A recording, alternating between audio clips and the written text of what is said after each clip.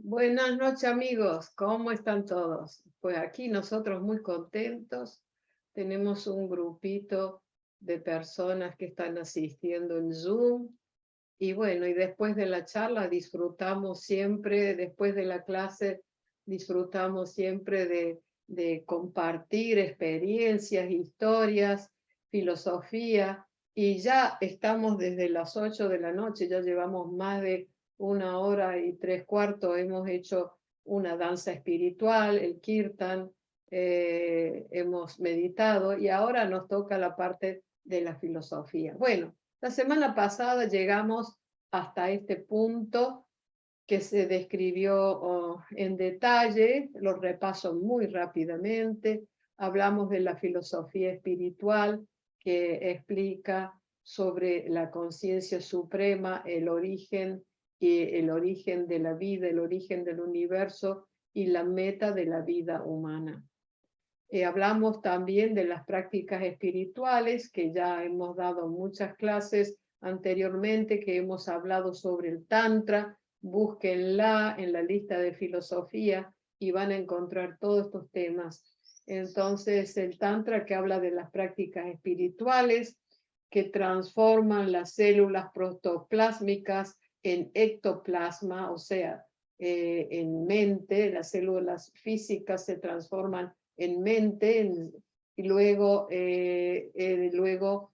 se vuelven conciencia, o sea, se funden en la conciencia, se expanden las células y avanzan de lo físico a lo mental y de lo mental a lo espiritual. Y luego hablamos del neohumanismo, que también tenemos clases de neohumanismo que la pueden encontrar en las diferentes listas, que es el, digamos así, el punto de vista social, que la filosofía que libera el intelecto humano de los dogmas para traerlos al universalismo, que es lo que hoy nos falta. Y luego está la filosofía socioeconómica de Proud, que que el propósito es establecer una sociedad justa donde cada uno tenga lo que necesita y donde todos estén capacitados para tener una vida honorable en una familia feliz y donde nadie tenga hambre, ni nadie viva debajo de los puentes. Y luego de escrituras espirituales que guíen la vida, que guíen a la humanidad hacia la unificación con la conciencia cósmica, no que uno diga una cosa y otro diga otra cosa. Entonces, las escrituras espirituales que guían a la humanidad hacia el universalismo son las escrituras que necesitamos. Y luego un preceptor que tenga el conocimiento socioespiritual en técnicas de meditación, en sociedad, en socialismo, en el socialismo universal. Cuidado, ni izquierda ni derecha, chicos, justo lo que es necesario para la vida. Bueno, entonces esto era solo para hacerles recordar. Seguimos con el punto, con el tema que sigue. Dice el señor Shiva, todos estos factores existían en la época de Shiva, hace 7000 años. Seguramente sucedió lo mismo con el señor Krishna. Por eso se los consideraba Taraka Brahma o Mahasambhuti. Claro, cuando existe la perfección en la filosofía, en la ideología, en el comportamiento, ya no son seres humanos normales, sino que, no digamos normales, comunes, sino que la conciencia cósmica, la energía de esa conciencia cósmica se manifiesta a través de ellos para conducir con ecuanimidad y con justicia. Bueno, y yo le pregunto a los miembros de Ananda Marga, ¿qué es lo que quiere decir Baba, Sri Sri Ananda Murti? ¿Qué es lo que nos quiere decir? Me gustaría que cada uno lo piense de los que están presentes y luego me lo comenten al final. Bueno, vamos a ver. Hablando de Shiva, dice, él enseñó ambas partes, la teórica y la práctica, la teórica y la práctica. Él dio escrituras y también, digamos, lanzó a la sociedad en el sendero de la ciencia estética, de la que hemos estado hablando desde el principio. Él también enseñó la práctica de la ciencia estética. Y también las prácticas, valga la redundancia, las prácticas. La palabra culto en el occidente tiene una mala connotación. Todos creen que culto significa magia, magia negra, etcétera, etcétera. No, la palabra culto significa la práctica espiritual. Podemos hablar de muchas teorías, pero si no hay práctica y no hay servicio a la humanidad, no sirve de nada, ¿ok? Entonces, quiere decir que él enseñó ambos procesos, la parte teórica y la parte práctica de la ciencia estética. Dice, él también cumplió, digamos, la condición de la sexta condición de estos 6 rayos del ciclo social, que es el de preceptor. Él fue preceptor, un preceptor espiritual, porque la filosofía puede ser perfecta, pero si no hay un preceptor que la implante, que la difunda, que a quien tengamos que mirar como guía y como ejemplo, entonces es más difícil implantar esa ideología. Como el preceptor original, ¿por qué le decimos a Shiva el preceptor original? Porque, muy simple, porque él fue el propagador del Tantra. Él fue el que perfeccionó y expandió el Tantra. Y tomó la responsabilidad de desarrollar diferentes ramas de la ciencia. Él avanzaba en su estilo característico para fortalecer estos 6 factores esenciales y de esa manera implantar, digamos así, o avanzar la ciencia estética directa e indirectamente.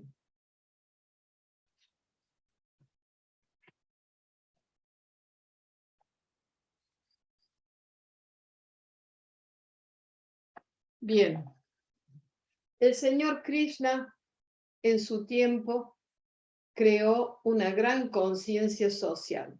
Él le decía a las personas, ustedes son seres sociales, no pueden vivir en aislamiento.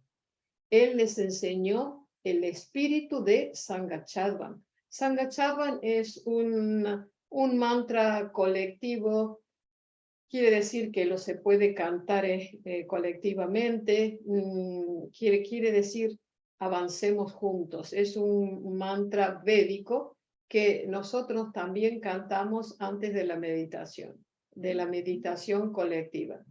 El mantra dice, avancemos juntos, cantemos juntos, unamos nuestras mentes bajo un mismo ideal, unamos nuestros corazones, disfrutemos del universo, porque es la propiedad de la conciencia cósmica y tenemos el derecho al usufructo. Qué diferencia, ¿verdad? Qué diferencia de lo que pasa hoy. Pero bueno, nosotros podemos ser los pioneros que quieran expandir una idea diferente a la sociedad, donde realmente todos disfrutemos del universo, no que unos tengan todo y otros tengan nada. Esa no es la idea del Sangachadvan. Dice, para lograr esto, ¿qué es lo que hizo Parthasarathi? ¿Se acuerdan?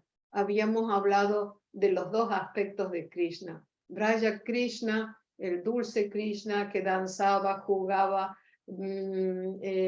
tocaba la flauta y hacía tan feliz a la gente. con su amor y sus travesuras. Y Parthasarathi es cuando Krishna se asume el rol de rey y guía la guerra, perdón, la guerra del Mahabharata.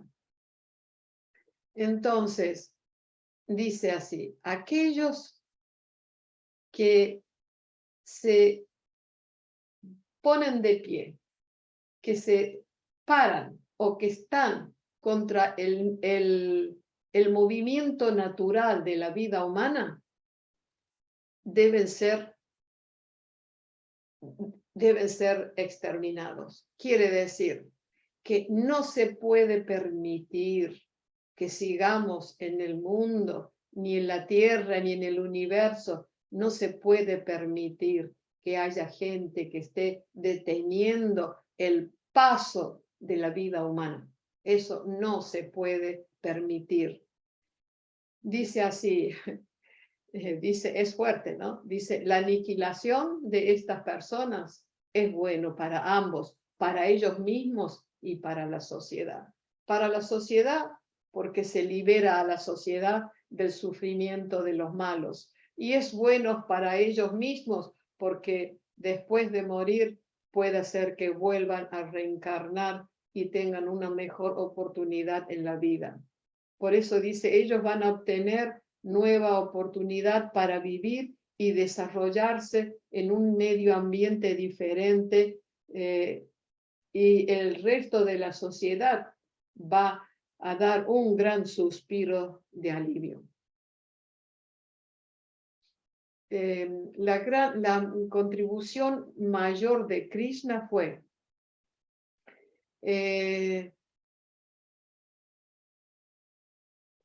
muy bien. Dice, la contribución mayor de Krishna fue el despertar de una conciencia social y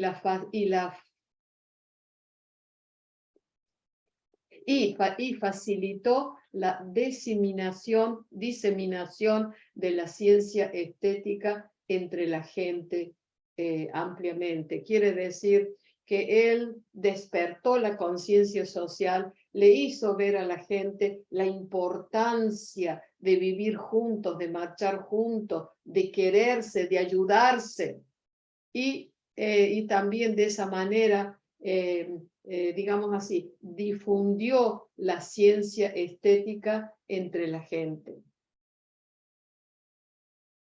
Braja Krishna, o sea, en la primera época de Krishna,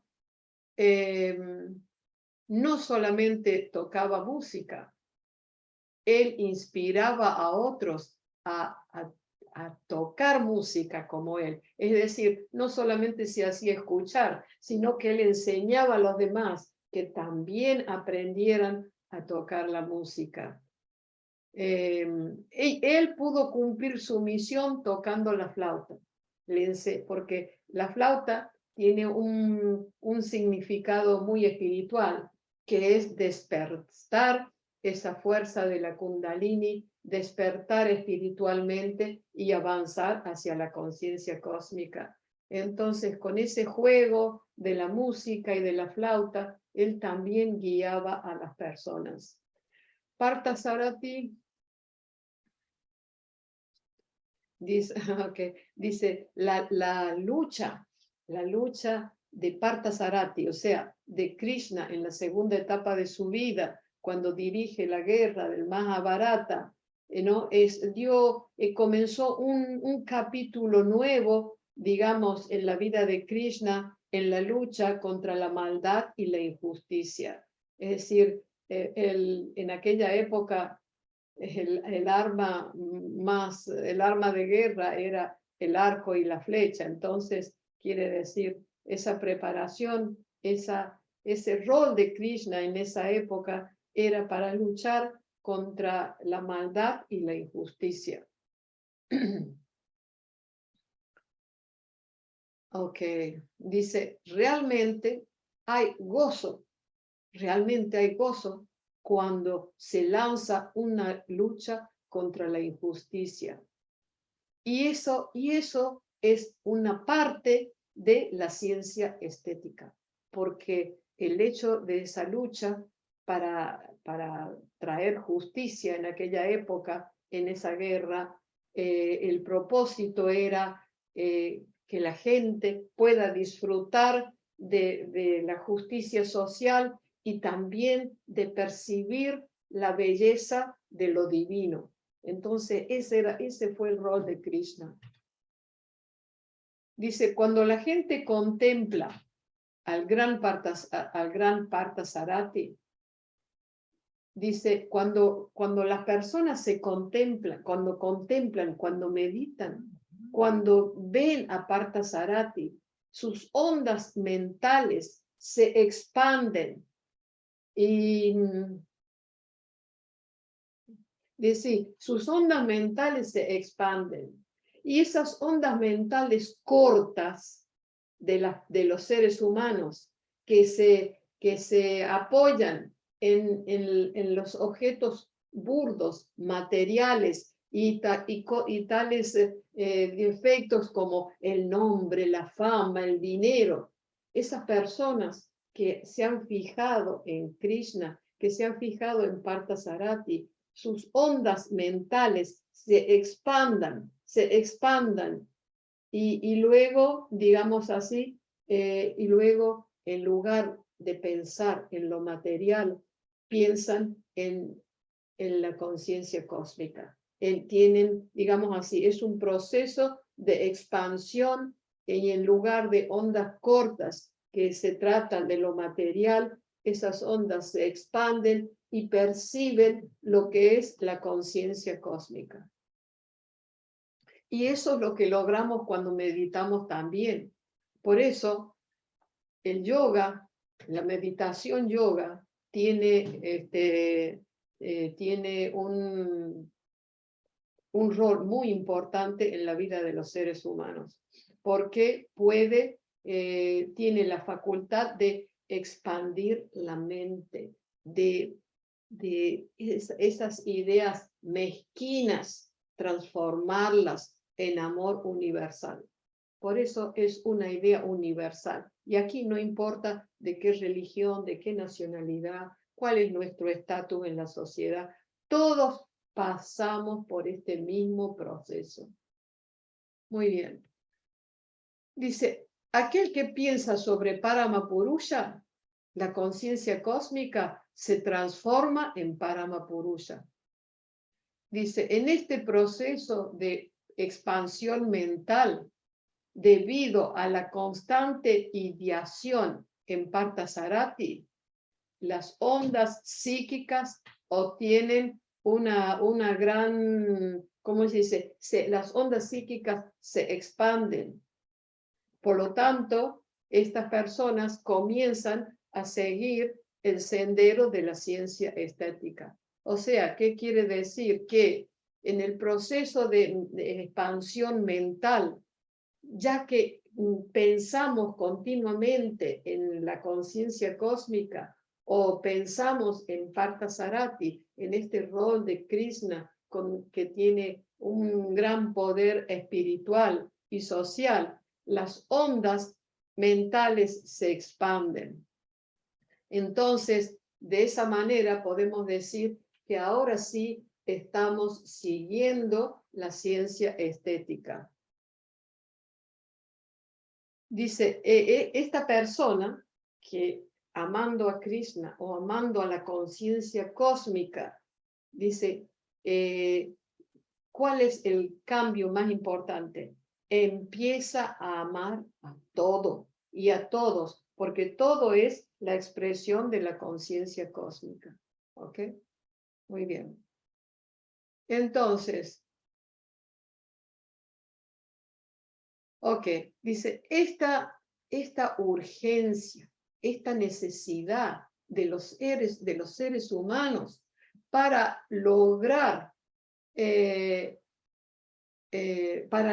unirse a la conciencia cósmica es lo que se llama misticismo.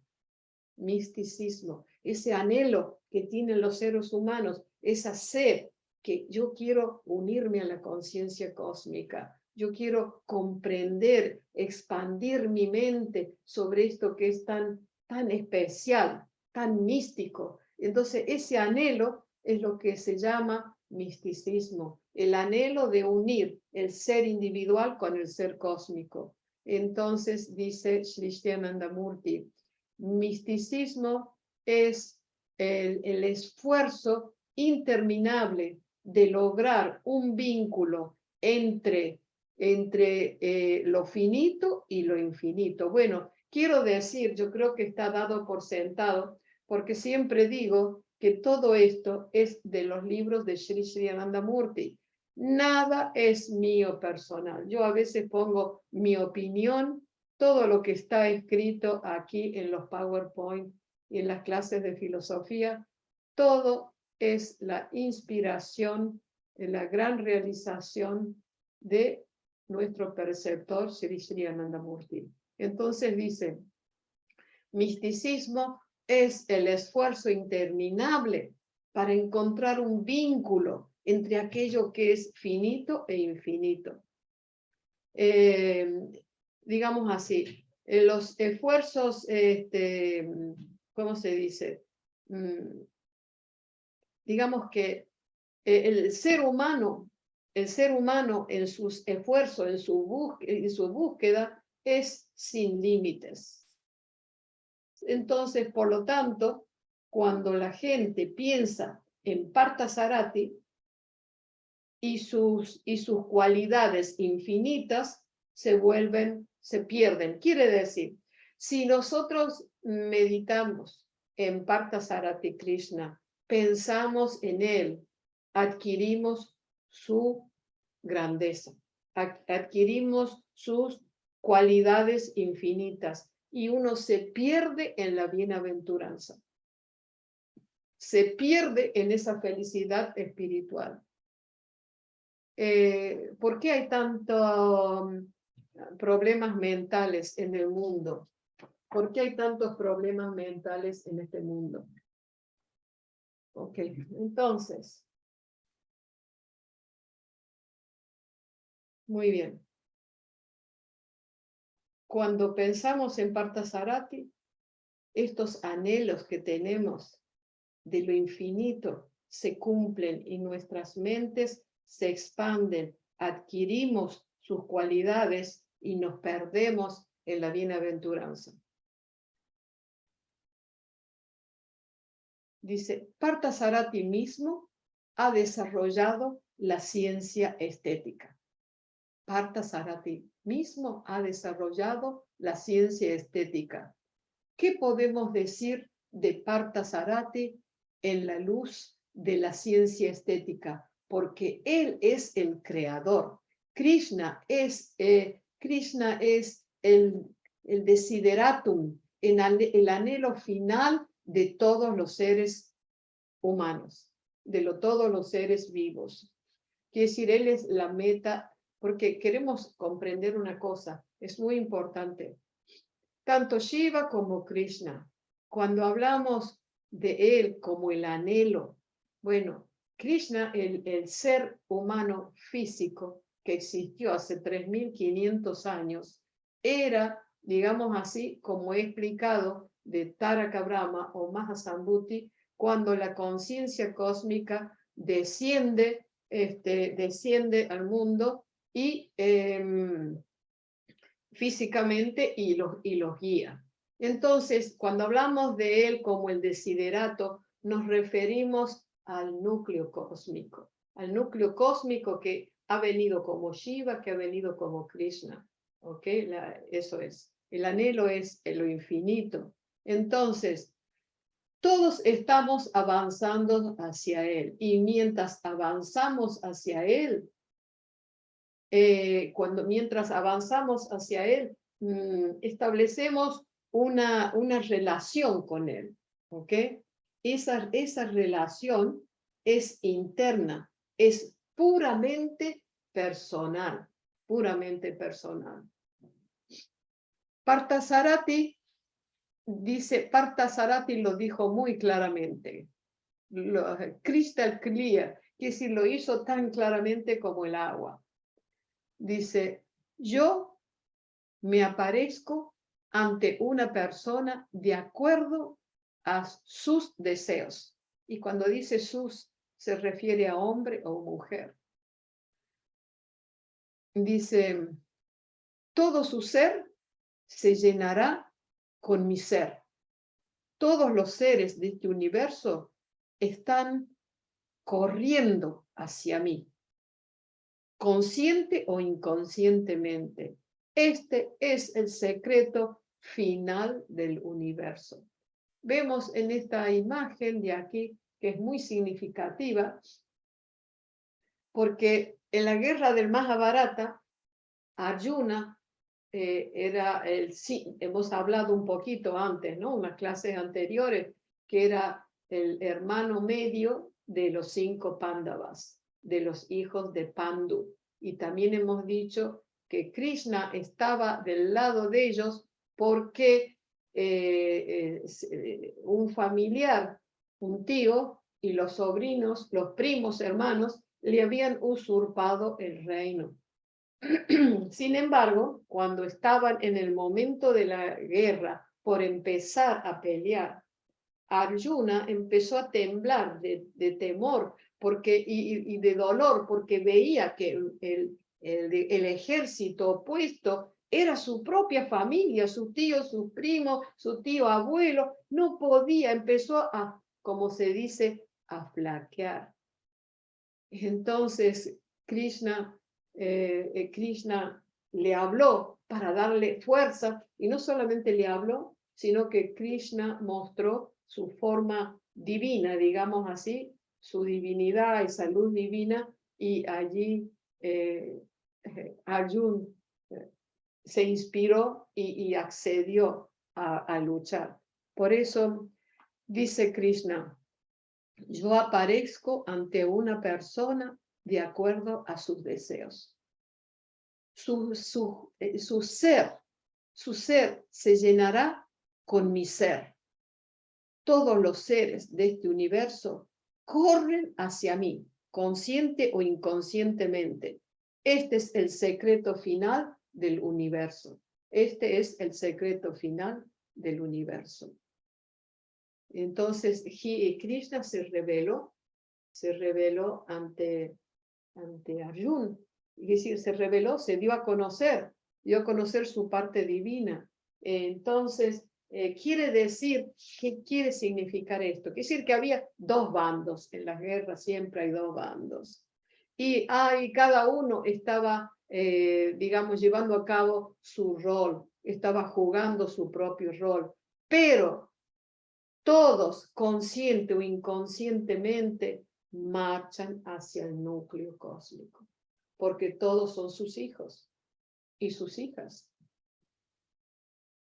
Krishna, ahora, muy bien, yo propongo que esta última parte la demos la semana próxima, porque hasta ahora hemos hablado de la ciencia estética y la semana próxima hablaremos de la ciencia supraestética. Y quiero que estén muy fresquitos en el tema y que nadie se me canse. Por eso, con el permiso de ustedes, hoy vamos a terminar aquí. Y ya saben que siempre estoy dispuesta a cualquier pregunta, encantada. Y muchas gracias por seguirnos en el canal.